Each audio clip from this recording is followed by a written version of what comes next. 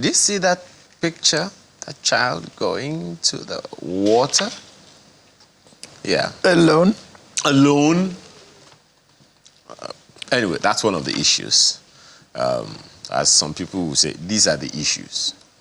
Because, you know, child safety is an area that's concerned with limiting children's exposure to hazards, reducing their risk of harm. Of course, it's not unknown to us that children are particularly vulnerable to accidents, all kinds, and their safety requires different approaches from those of us who are adults. Bolanle Edwards is here this morning to discuss with us inclusive child safety. She's a convener at Strap and Safe Foundation. Thank you for joining us this morning. Thank you for having me. You know, we've talked about challenges of governance this morning. We've talked about the national AI strategy for Nigeria this morning. We've talked about maximizing the gains of the Naira that is rebounding this morning. We haven't mentioned children once. Yes, I know. You can go to court. We're used to that. You know, but it is definitely an issue because from time to time when you hear the president talk, he would say, look, let's do this for our children and our grandchildren. Why is that important? Why do you think that is the case? And what risk do we run not talking about children when we are talking about these macroeconomic issues? Thank you. Good question. Child safety is a big deal, nationally, globally. And why I said so is because there's a lot of vacuum that has been created, especially in this part of the climb, where children are being relegated to the back burner. And that's why we came into this space some 12 years ago, to come and educate, train, advocate for the children, and also be the voice to the voiceless, since they're the minor. You know, when the government or governance is being talked about, really, youth will come first before even talking about the children. And we're talking about children between the ages of a day-old baby, 0 to about 12, before you become a teenager. Okay, let's say 0 to about 19. Then you become a youth, and they're talking about youth empowerment and things like that. But when it comes to children, we see that we really do not take them seriously the way we should. And that's why we looked at it and said, you know what, we need to close up this gap, especially when it comes to safety of our children. Our children are the most vulnerable in the society. Really nobody, not that they don't care about them, but really you probably would look at somebody who is much older, who is able to be responsible enough before you think of a child. What risks do we run not giving that kind of attention to There's children? a lot of risk. I mean, we're talking about child mortality here. We're looking at children who are not fulfilling their lifetime destiny, being cut short at a very prime age.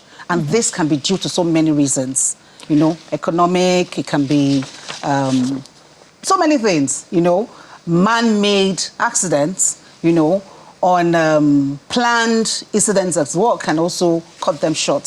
So really, I'm not seeing the legacy being passed on to the children when we don't put them on the front burner of affairs of a nation. But you must agree that things are changing, even though it's by degrees, because we've had lifestyle coaches here who have explained to us that we must listen to our children, which isn't the kind of chances that we got when we were little. When we were little, you were seen and not heard. Absolutely. And you sat down there and kept your unless you were spoken to. But these days, they would tell you, Mommy, can I say something? And you have to listen to them. Add to that, in your own days, Mommy said, do this, and you said, just say, yes, Mommy. Now, yes, you will get, why? You go and do this, say, Why? Okay, I would your generation, my generation, and the generation we have now. We have the Alpha, we have the Gen Z. They're very conversational. They ask all the questions. They don't take everything you give to them, hook, line, and sinker. Yes. And that's why they're very inquisitive, they're curious, they want to know what exactly they are doing and why they should do what they're doing. But unfortunately, some of those children do not have the voice for themselves to speak when it comes to their safeguarding.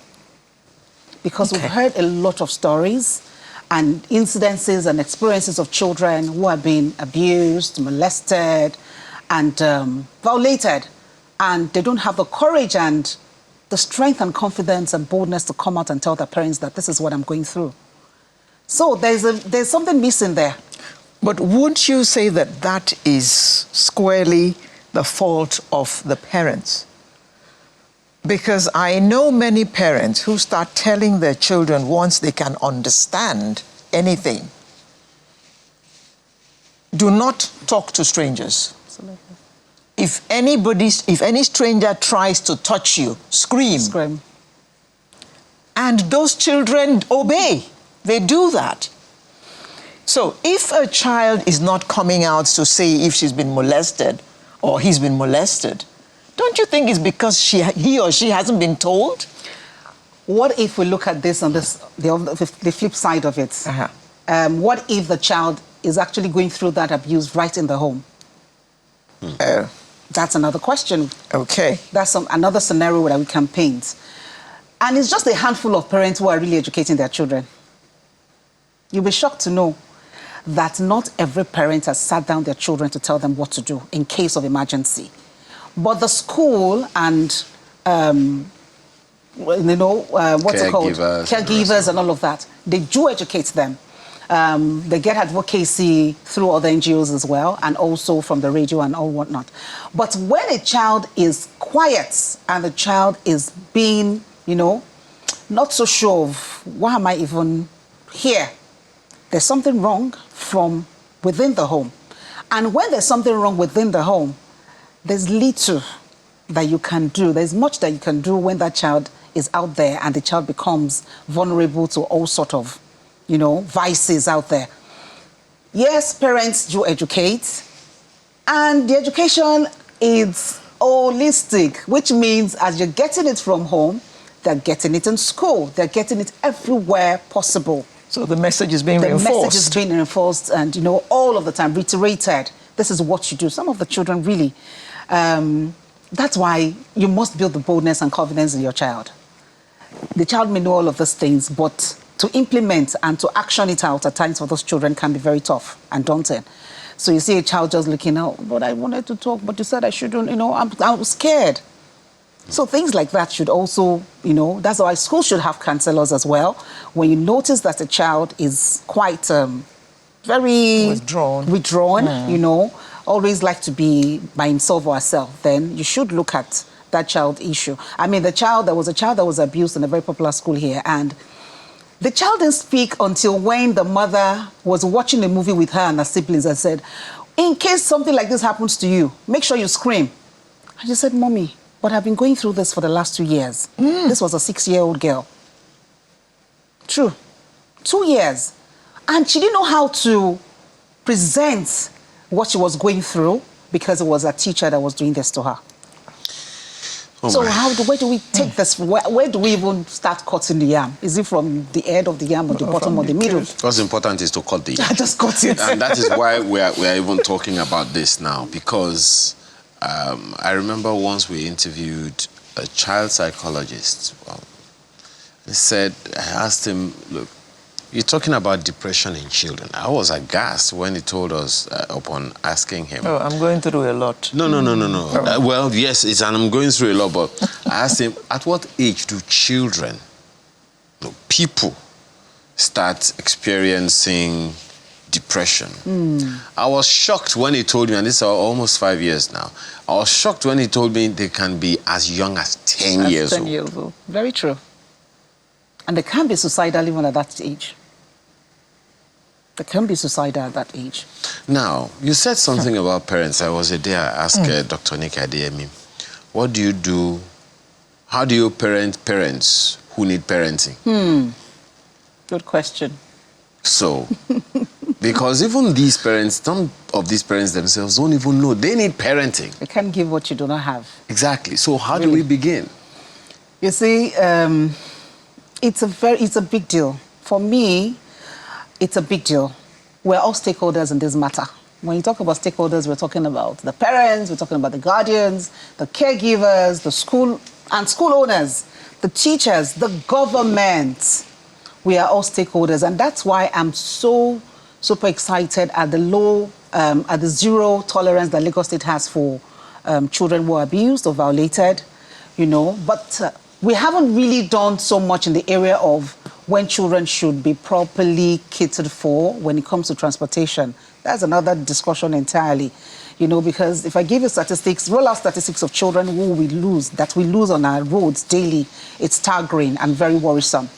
So before you can even talk of parents who want to parent the children, would they be alive for them to be parented? No, I'm when even the parents, talking about... parents who are so... the parents themselves they don't are know how to even, take that child and handhold the child. Yes. Which means that this set of parents needs to be educated and trained. And that's why you have religious bodies, you have the school PTAs, you have the government as well.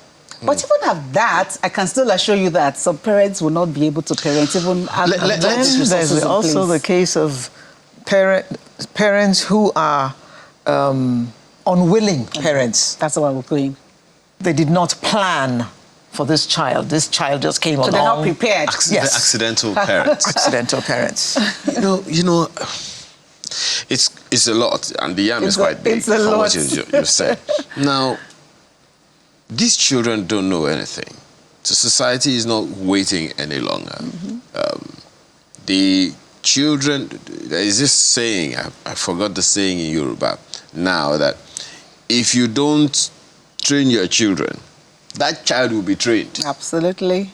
Maybe not Either way. Maybe that way. Now, in terms of safety, what are we talking about? It's not just to put a child in the car or, do some basic things. When we talk about child safety or child protection, what are we talking about?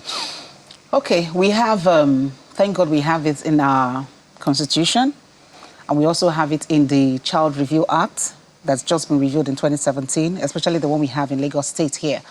And this is talking about the safeguarding of every child, every Nigerian child. Safeguarding meaning that these children must be safe everywhere and anywhere they find themselves, either when they're at home, when on the road, and when they get to school, which means is holistic, is a tripod approach whereby these children are safe emotionally, physically, psychologically, name it. They have to be safe. And the numbers are increasing by the day, especially for the ones that you cannot see. Meaning that for some of the children who are going through emotional safety, they are not able to help themselves.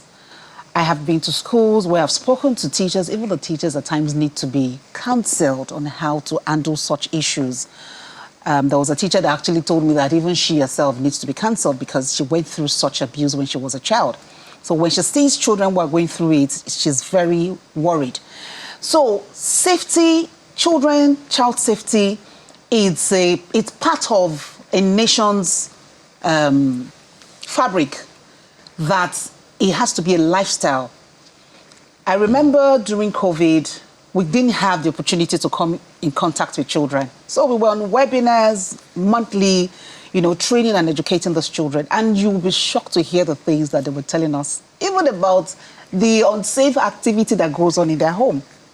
So if the home is not portraying or giving that role model that the child needs to see or follow, then there's a problem.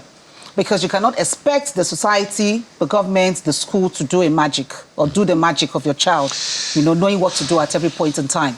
When the adults they're not even armed with information as well. Mrs. Edwards, this is a lot to talk about.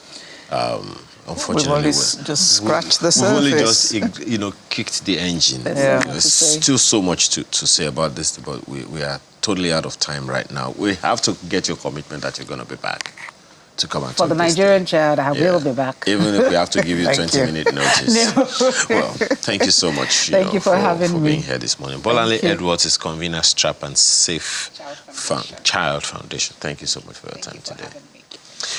Before we get into our home stretch, let's take you to the wrap.